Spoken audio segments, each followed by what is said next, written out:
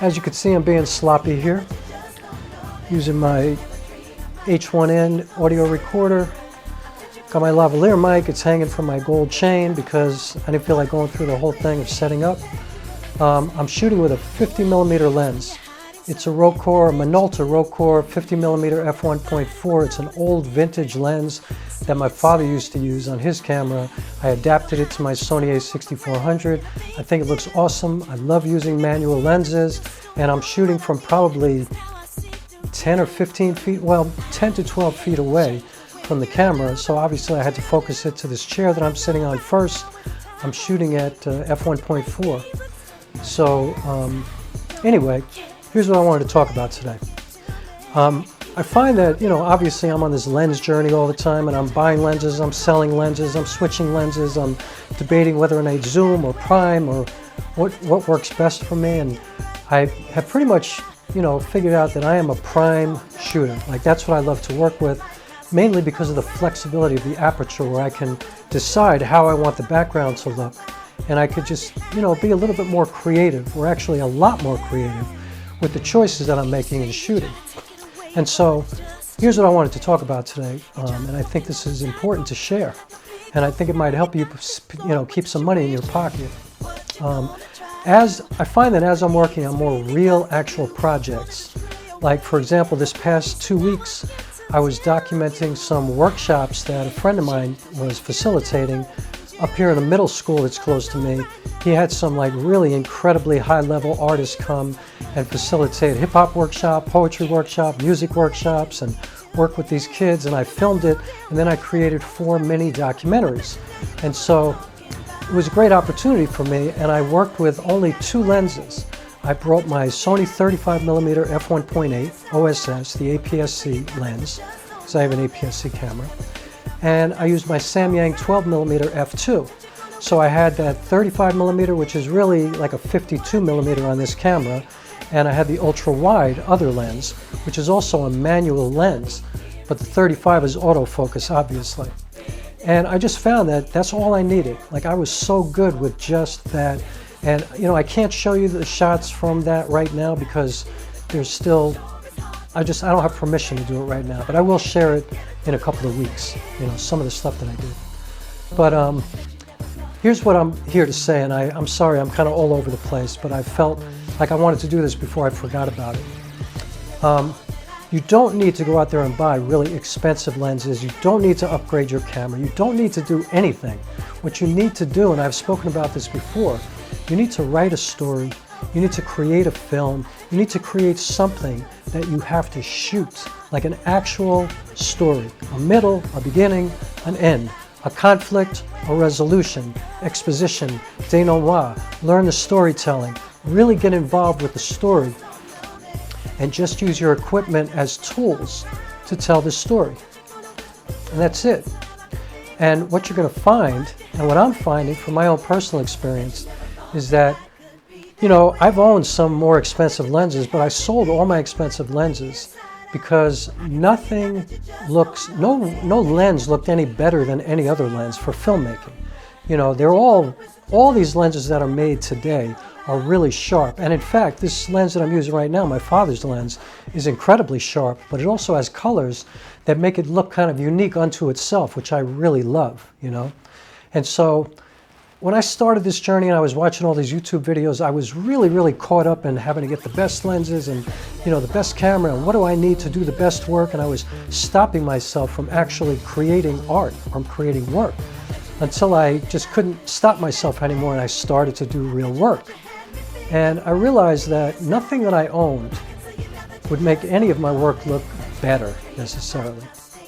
I think the big difference in gear is build quality is a big thing. Like, yeah, if you're out there shooting a lot, you don't want to run around with the Sony 16-50 kit lens exclusively, because if you drop that thing, it's going to break into a billion pieces. There's no question. It's just like cheap plastic. However, it looks really good. I mean, I use it a lot, And in fact, I like to use it on a gimbal because it's so light, it's so easy to balance, you get it up there fast, and it's got autofocus, it's got stabilization, it works great. So I'm sure eventually I will upgrade to something that will be a little bit better than the kit lens, you know, but the truth is I don't really use the kit lens that much on my real work, and that's my whole point. What I've been finding is that I use the 35mm f1.8 because it's got an aperture that's really flexible for me to get blurry background or a clear background if I want to shoot at f5.6 or, you know, f8 or f11 or whatever. I could make everything be in focus, or I can create these really moody cinematic kind of shots. And the same thing with my wide angle lens. You know, I have the Samyang 12mm f2, and so if I get really close to the lens, I can create, you know, purposefully kind of a distorted look. You know, I can create a mood, but I can still have the blurry background. And if I get further away, I can create this ultra wide kind of look, this weird kind of perspective without distorting myself when I'm further away from the camera. And the f2 lets in a lot of light, but it also allows me to get a blurry background if I want that. So these two lenses, I have ultra wide and I have the 35, which is really a 52 equivalent on this camera. I can get really close-up shots, like portrait type shots, or I can get further away with that 35, and it's really, really sharp, and it's really reliable. It's got stabilization, it's autofocus. So I have a manual focus and I have the autofocus. And actually, by the way, I just want to add, I hate using manual focus on autofocus lenses because they're always focused by wire, and that's a pain. You know what I mean? Like, you can't like reproduce what you do. It's like just really weird. And so I love the Samyang because it's a proper manual focus lens, and so I can reproduce every time that I make a movement, and I can really feel the focus, and it just forces me to really learn how to do that. And I mainly use manual focus on my real work, you know, on stuff that I'm doing. If I'm making a real feature film or a documentary, I use manual focus 99% of the time because I know what I want. You know, the camera or the lens, they can't possibly know what I want. So unless I'm doing like a talking head kind of thing like this, where I'm pretty much assured that the autofocus is going to be on point for the whole thing, as long as I have proper lighting, that's fine. But if I really am shooting scenes and intentional shots of storytelling, I have to direct the focus in that case, and I might want to pull the focus too. Which leads me to my father's lenses. You know, I have this Rokkor 50mm f1.4 and I have the 28mm f2.8, and they're both manual lenses, and I love using them, and I love the way shots look coming out of these lenses because as much as they're both really sharp, they also both have a look like very unique unto themselves, and so I love that. You know what I mean? And so I'm just saying, if you do real work, you're going to figure out what you need. Like, I have owned so many lenses. You know, I buy lenses on eBay, so I don't spend more than $150, $200 tops on a lens. I think the most money I ever spent on a lens was $375 for a 18-105 f4 Sony lens, which I loved, but I found that I really wasn't using it that much. Like, it wasn't that useful to me. And I really like 18mm as a focal distance, but the weird thing is that the kit lens, if I shoot the kit lens at 18mm, it's at f4. So visually, it's just as good as the 18-105. Now obviously the 18-105 is built like a tank. I mean, it's really a strong lens, it's well built, it's going to last a lot longer, and it'll be better if you're out in the field with it all the time. But since I'm not really shooting with zoom lenses all that much, I got rid of it, I sold it, and I actually made more money than I bought it for. You know, I own the Veltrox 23mm f1.4, and I love that lens, but it didn't have stabilization, and I also found that at 23mm, you know, I didn't use it nearly as much as I was using my 35mm lens, which I love, and which is much lighter, and which has stabilization, and so I sold the Veltrox too, you know. I had the Sigma 16mm f1.4, which is a phenomenal lens. Like, it's so sharp, it was like having an X-ray machine on my camera. But again, I found that I wasn't really using it because I didn't really find f1.4 useful at 16mm. Like, I just didn't need it. So the kit lens at 16mm serves the same purpose for me, because if I'm working at 16mm, I'm definitely an f4 or more, like f5.6, f8, something like that. And I did a video with the kit lens that looks phenomenal out here in Poughkeepsie, New York, down by the river on a kind of a cloudy day. Yo, I got emails about that asking me, what lens did you use, you know? And I'm like, yo, I used the 16-50 kit lens, which I bought for $40 in mint condition, 40 bucks on eBay. So, you know, I also, what else do I own? I own the 55-210, which I really enjoy. Now, I'm not somebody who shoots wildlife or sports photography and stuff like that, and I'm not a still photographer. I shoot predominantly video 99.9% of the time. I mean, I'm a filmmaker. I'm a theater artist by trade, but I'm also a filmmaker. But I love the way the 55-210 looks, and people hate that lens because it's only, what, I think it's 4.5 to 6.3. So you definitely need a lot of light for that lens, but yo, that lens looks good. Like, it's really clear, the compression is incredible. Like, you could do really great work with that lens. So I got that lens for $100 on Poshmark, believe it or not. I just did a Google search because I watched a video by this woman, Marzia Zaru, who's an incredible filmmaker, and she did a video with that 55-210 lens, and I was like, yo, I got to get that lens, you know. So I checked it out. It was really cheap, and I bought it, and I love it.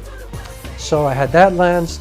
Oh, I had a Zeiss Batis 25mm f2. Love that lens. It's a full frame lens, and I loved it, and I used it quite a bit.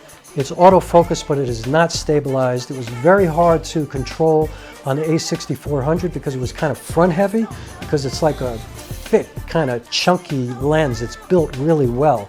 It's got weather sealing. It's a great lens, but I just found like I wasn't using it that much. And so my whole point is this. I found all of this out not by just practicing and running around and just shooting random things.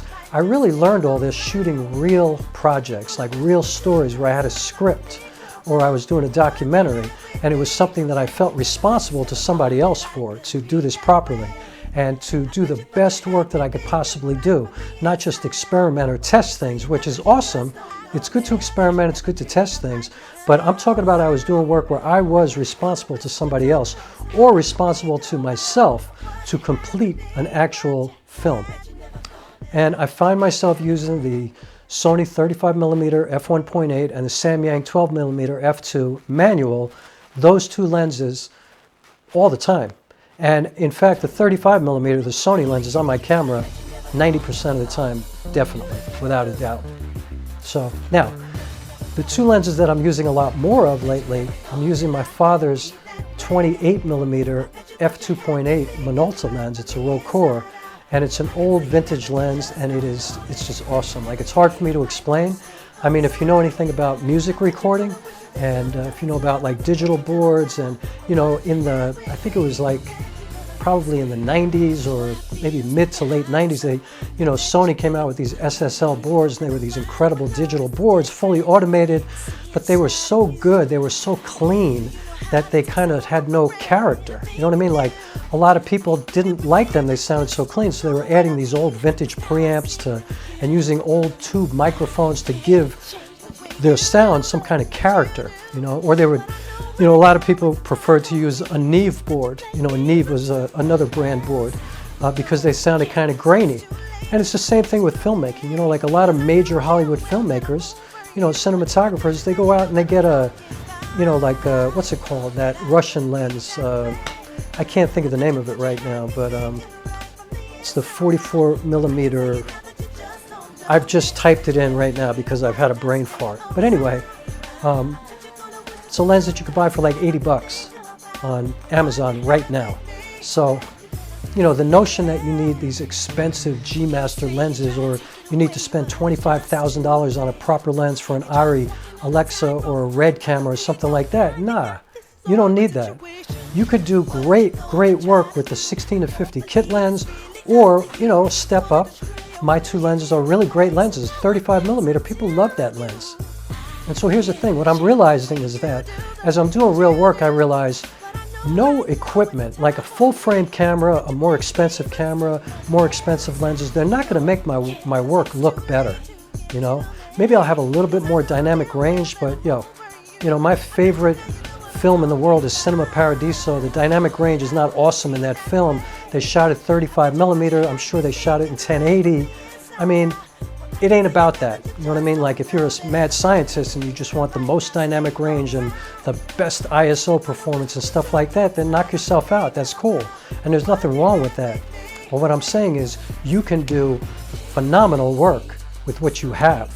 You know, yeah, you could do it with your phone, but I would say it's better to have a proper camera where you can switch out lenses and, you know, figure out which focal lengths work best for you. Or, you know, you might like to work with a zoom lens. I don't prefer that myself, and part of the reason is that I can't get anything better than an f2.8, and I really, really rely upon thinking about how I want the background to look, you know, and I can control that with a better aperture. And so, make real work. You'll figure out what focal lengths you want to work with and stick with those and just do the work and keep that money in your pocket. You know, I'm getting ready to buy an external monitor because I'm realizing the more real work that I do, I absolutely need an external monitor. I mean, I have a headache every time I shoot because my eyes are not awesome anymore. And also, you know, when I'm outside shooting in the sunlight, it's really hard to see what's going on this small screen. And so I'm going to go out and buy an Cine, you know, $160 external monitor because that's enough. It's cool. You know what I mean? I have a microphone on my camera, but generally I use a lavalier mic. Now, this is a purple Panda lavalier. It cost me like 60 bucks. You know, like I said, I use the Zoom H1N audio recorder. This thing is amazing. State of the art. People use it on professional projects. I have these lights. I have RGB lights. I have some stick lights. They cost me like anywhere from 35 to 60 bucks, you know. So you have enough to do good work. And I guarantee if you invest everything, including your camera, your lights, your lenses, you can invest between $1,000 and $1,500 and have an ultra professional setup. But I also challenge you to say that you could spend way less than $1,000 and have an ultra professional setup too. And you could spend much less than that too. I mean, I shot a feature film on my LG V40 phone, and I love that phone because it's like the equivalent, it's a 27mm lens coming out of that phone. I got ND filters to clip onto it, so I was able to shoot at 24 frames per second. It's got all manual controls, so I was able to control my aperture, my ISO, all of that, my white balance manually in the phone. And I bought some, you know, inexpensive lights, so, you know, I had a good tripod. I mean, I think I spent 280 bucks on that film because I already had the phone. And so, do real work and then figure out what you need. Don't be buying, you know, don't go out there and buy all this expensive equipment because it ain't going to make you better. And even when you gain more experience and you're doing greater work, I don't think that you're going to buy this stuff to make your stuff look better as much as you're going to buy things that are going to last longer, that you could depend upon, that are not going to break, that are built better, that have better electronics in them, you know, have maybe multiple SD cards because you're starting to get to the point where you don't want to lose, you know, something because of a corrupt SD card.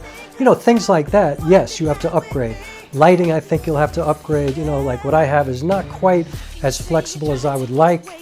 But otherwise, you know, lenses and cameras, like if you have an APS-C camera from Sony or, you know, a Canon M50 or something like that, you have a great camera. Like you can do major work.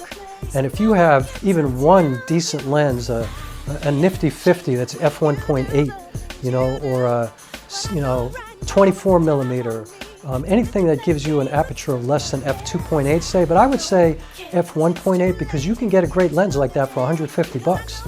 I mean, you can get a Sony 50mm f1.8 for 150 bucks.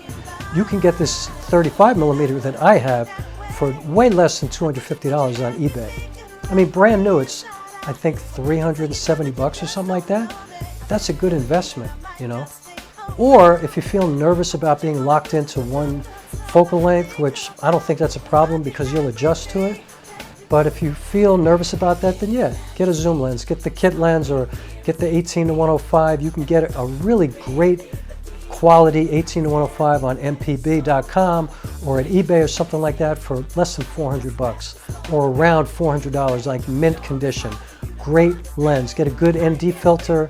you know, maybe treat yourself to a Black Pro mist filter, but you're not spending thousands of dollars, and most importantly, you're not stopping yourself from doing work, waiting to get the best equipment or the equipment that's going to make you a better filmmaker. That's not going to do it. Write the story. Get a problem and figure it out in a visual story. Make a movie, you know. Really go through the process, because then you're going to figure out what you need and what is good for your personal workflow, what keeps you going. And also, definitely invest money in a decent computer so that you can edit this stuff and learn how to edit, and so that you can be self-sufficient at the beginning as well. I use Davinci Resolve. I used the free version for a while, but I realized that there were things in the paid version that I really do use. And so I spent $300 and I own it for life. You know, I'm not on the subscription type of thing with Premiere Pro, although there's nothing wrong with that, you know, and everybody uses Premiere Pro, so that might be a way to go. But for me, I spent $300 and I got it. I got a great computer. I didn't buy a laptop, I bought a desktop. I got a desktop that is like mad crazy powerful, and, you know, cost me less than $1,600. And I could edit, you know, like anything. Trust me, I have no problems editing 4K, pretty much everything. I've never had a problem. Like, I'm color grading like crazy, color correcting, using all kinds of effects. Get yourself a good desktop. You know, if not, you're going to have to spend upwards of $2,500 for a decent laptop. And, you know, if you could do that, then do it. But I spent, you know, way less than $2,000 for my desktop, and it's reliable, really, really good. So make a story, then you'll know what you need, and then upgrade according to your own experience. Like, what do you have to get to depend upon, you know, to make sure that you can tell your story and never have to have your gear get in the way by either breaking or, okay, not being enough for what you need. And then if you get rich and you're highly successful and you can do whatever you want, I have to say that there's absolutely nothing wrong with pushing the parameters and getting the highest level technology, the most expensive, the most out of this world kind of stuff, just to see how you can push that equipment, and if your genius can, you know, can be enabled by this equipment somehow. There's nothing wrong with that, you know, but I have a feeling that you're probably going to be just as happy getting a Helios. That's what that lens is called. A Helios 44mm lens, you know, for $85 or $90 that you're going to put on your camera because, you know, you're tired of everything looking so clean and looking so perfect. You're going to want to bring some character into the equation. Just do the work and you'll figure out the rest along the way. Don't let this gear stuff stop you. And again, I want to thank all the YouTubers for everything that I've learned from you guys. You are amazing, the most generous spirits in the world, the Brandon Lees of the world, the Potato Jets, the Danny Geverts, like all these cats. Purpose Lens and Photo. I learned so much from all of you. I greatly appreciate it. So keep putting that information out there. I'm going to continue to devour it. And for the people who are listening to me here, get out there and do something. Just do it. Don't stop yourself and don't negotiate with yourself. Make a schedule and just do it. And then you'll learn along the way. All right? So right now you're going to see me walk to the camera to turn this thing off, and you'll get a sense of how far away I was shooting this on a 50mm lens, which is awesomeness and cool. So the first thing I'm going to do is turn this light off right here. All right? See how it looks different? And then I'm going to come, and you can't even see my face anymore.